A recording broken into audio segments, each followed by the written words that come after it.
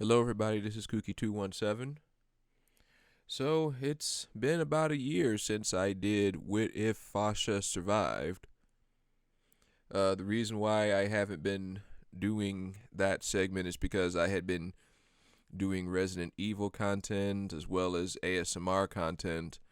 And plus, when I last left off, I just couldn't think of how the story would go. But fortunately, I was finally able to come up with hopefully a decent story of how it would go. So, this is the long awaited part 5 of What If Fasha Survived. Let's go ahead and get into it. In the last part of What If Fasha Survived, Goku and Fasha had defeated Vegeta. With Yamcha, Tien, and Chaozu dead, the remaining Z fighters decided to go to planet Namek to not only gather the Dragon Balls there and wish them back, but also to stop Vegeta and Frieza from getting their hands on them. During their recovery, Fasha tells Goku that the time has come to avenge their people as well as Goku's father. As normal, Gohan, Krillin, and Bulma would go to planet Namek when Kami's old ship is repaired. Everything here happens as normal, including when Vegeta kills Dodoria, effectively robbing Fasha of her vengeance against him. Bulma's father repairs and remodels Fasha's old ship, and after completion, the two Saiyans travel to planet Namek together. During their trip, they train non-stop at 100 times gravity. Here, because Goku has a training partner, he is stronger than how he was in the original. Upon arrival on Namek, they go to the area where Vegeta, Gohan, and Krillin are fighting the Ginyu Force. Fasha is surprised to see the Ginyu Force there, knowing Frieza would only call them if things got serious. Here's where things begin to differ from the original. After Goku gives out the Senzu beans, Fasha tells Goku to fight Recoome while she deals with Burter. The two laugh and show no worry until the fighting starts. As normal, Goku defeats Recoome with one blow, while Fasha does the same with Burter. Like in the original, Goku opts to spare the downed Recoome, with Fasha having already killed Burter. Vegeta notes that the pair are on the cusp of becoming Super Saiyans. And what's more surprising is that there are two rather than one as he had originally believed. Vegeta would be angry about this, but he would keep it to himself. Also, instead of Vegeta killing Recoome like he does in the original, Fasha delivers the killing blow. Afterwards, she would scold Goku for being so soft. Jace, upon seeing the death of his teammates, tries to flee but is stopped and killed by Vegeta. With this, Goku does not have his body stolen by Ginyu because Jace never goes back to tell him what happened. The fight between Nail and Frieza still happens, but with no Piccolo there. He dies after Frieza leaves him. After being led by Vegeta to Frieza's ship, Ginyu is surprised to see the Z fighters there and that his men are no longer present. "We took care of them all, Ginyu, and now you're the only one left," Vegeta would tell him. Because Ginyu never left the ship, some of Frieza's men still remain. The battle sees all of Frieza's men killed, leaving only Ginyu.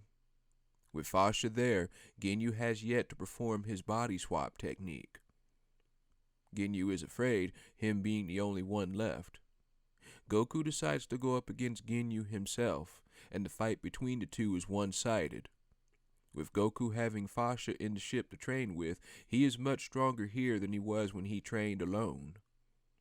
He also does not allow Ginyu to perform his body swap technique, and at Fasha's behest, kills Ginyu. Because Goku was never beaten, nor had his body swapped, he does not go into the healing chamber inside of Frieza's ship like he does in the original. After the battle, Fasha tells Goku that she will fight Frieza first when he arrives back at the ship. The reason for this is because that should she fail to kill Frieza, Goku will step in and finish the job. Vegeta, being the cocky Saiyan that he is, tells the pair that as the Prince of the Saiyans, it should be he that kills Frieza. Besides, no woman could ever hope to defeat Frieza. He is ignored. As normal, Krillin goes to find Dende and bring him back to the ship. When he returns with Dende, they gather the Dragon Balls to make their wishes, with Vegeta being already there the only difference. He barks the order that the wish to make him immortal should be made, sparking an argument within the group. Dende tells the group that 3 wishes can be made on these Dragon Balls, causing Vegeta to relent and wait for his turn. But they must hurry as Frieza is on his way back. The first wish? To revive everyone that the Saiyans killed on Earth when they first arrived. Once this wish is made, Guru dies and the Dragon Balls turn to stone as normal. No sooner does this happen, Frieza arrives.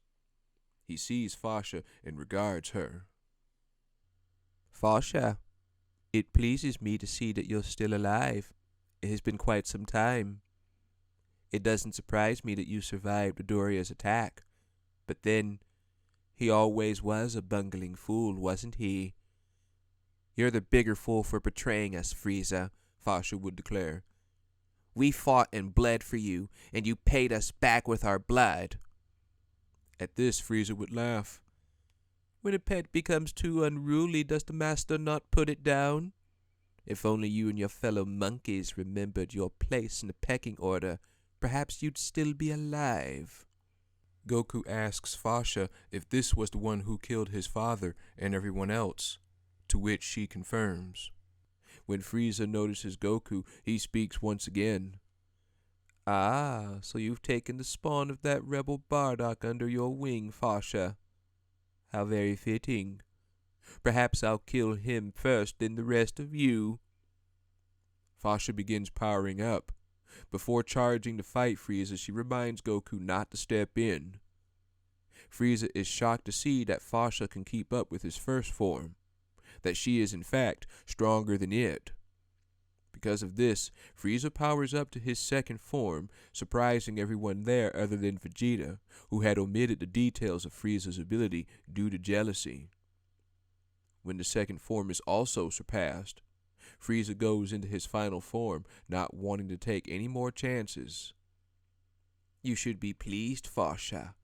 Not often am I pushed to use this form. I can hardly wait to show you all the horrors of hell. This is where things go awry for the Z fighters. Frieza quickly beats Fasha, causing Vegeta to attempt to flee having seen this. This is stopped by 2 attacks from Frieza, taking the Saiyan Prince out of the fight momentarily. When Goku finally steps in, Frieza taunts him.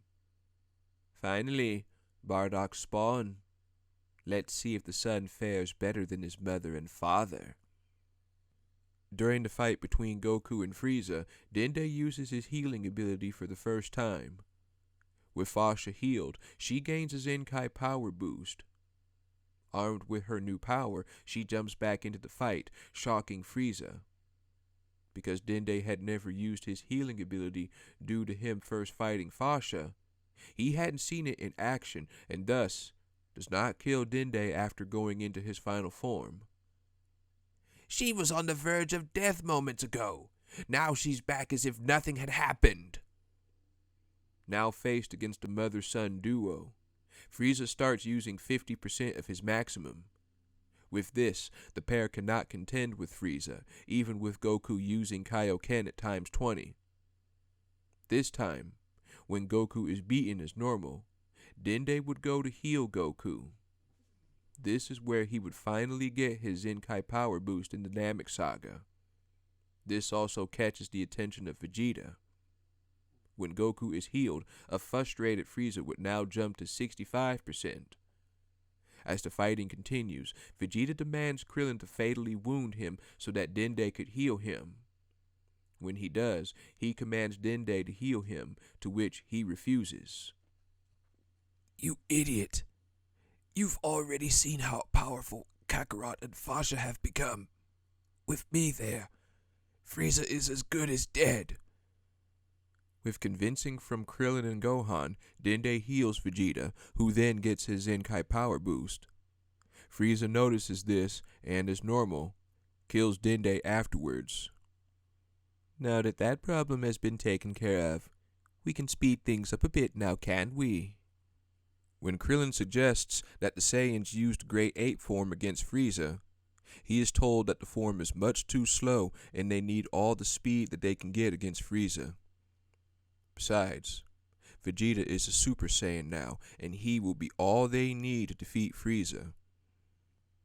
After stating that he is now a Super Saiyan, Vegeta, in his arrogance, tries to fight Frieza by himself.